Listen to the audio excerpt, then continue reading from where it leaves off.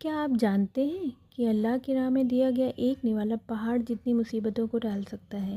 آج کی یہ کہانی ایک ایسے غریب لکڑہارے کی ہے جس کی ایک چھوٹی سی سخاوت نے آسمان کے فرشتوں کو بھی دعا دینے پر مجبور کر دیا۔ پرانے زمانے کی بات ہے، ایک گاؤں میں قاسم نام کا ایک لکڑہارا رہتا تھا۔ قاسم بہت ہی ایماندار اور اللہ سے ڈرنے والا انسان تھا۔ اس کی زندگی بہت غریبی میں گزر رہی تھی۔ وہ روز جنگل جاتا، لکڑیاں کاٹتا اور شام کو انہیں بازار میں بیچ کر جو تھوڑے بہت پیسے ملتے اس سے اپنے گھر کا گزارا کرتا۔ ایک دن بہت تیز بارش ہوئی جس کی وجہ سے وہ کام پر نہیں جا سکا۔ گھر میں کھانے کا ایک دانہ بھی نہیں تھا۔ شام کو جب بارش رکی تو اس نے اپنی پرانی کلاڑی امانت کے طور پر گروی رکھ دی اور اس کے بدلے میں صرف ایک روٹی ملی۔ وہ بہت خوش ہوا کہ چلو آج رات اس کی بیمار ماں بھوکی نہیں سوئے گی۔ قاسم روٹی لے کر گھر جا رہا تھا کہ اسے راستے میں ایک بوڑھا مسافر دکھا۔ وہ بوڑھا آدمی بہت ہی کمزور تھا اور بھوک کی وجہ سے کانپ رہا تھا۔ جیسے ہی قاسم اس کے پاس سے گزرا، اس بزرگ نے کانپتی آواز میں کہا، بیٹا، اللہ کے نام پر کچھ کھانے کو دے دو، 3 دن سے پیاسا ہوں اور پیٹ میں ایک دانہ بھی نہیں گیا۔ قاسم کے قدم رک گئے۔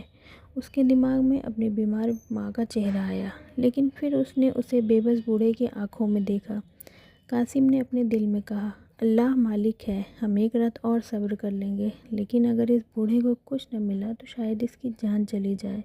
قاسم نے وہ پوری کی پوری روٹی اس بوڑھے آدمی کو دے دی۔ اس بوڑھے آدمی نے بڑے چاؤ سے وہ روٹی کھائی۔ روٹی کھانے کے بعد اس کے چہرے پر ایک سکون آ گیا۔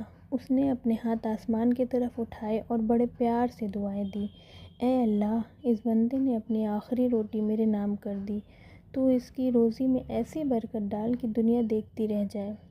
قاسم خالی ہاتھ گھر پہنچا اور اپنی ماں کو ساری بات بتائی۔ اس کی نیک ماں نے کہا، پریشان نہ ہو، اللہ نیک کام کا بدلہ ضرور دیتا ہے۔ اگلی صبح جب قاسم جنگل گیا تو کلاڑی چلاتے وقت اس کا پیر ایک پرانی جڑ میں پھنس گیا۔ جب اس نے مٹی ہٹائی تو اسے وہاں سونے اور چاندی کے سکوں سے بھرا ایک مٹکا ملا۔ قاسم کی آنکھوں میں آنسو آ گئے۔ اسے سمجھ آ گیا کہ وہ اس ایک روٹی کا بدلہ ہے جو اس نے اللہ کی راہ میں دی تھی۔ وہ دوڑ کر اسی جگہ پہنچا جہاں بوڑھا آدمی ملا تھا، لیکن وہاں کوئی نہیں تھا۔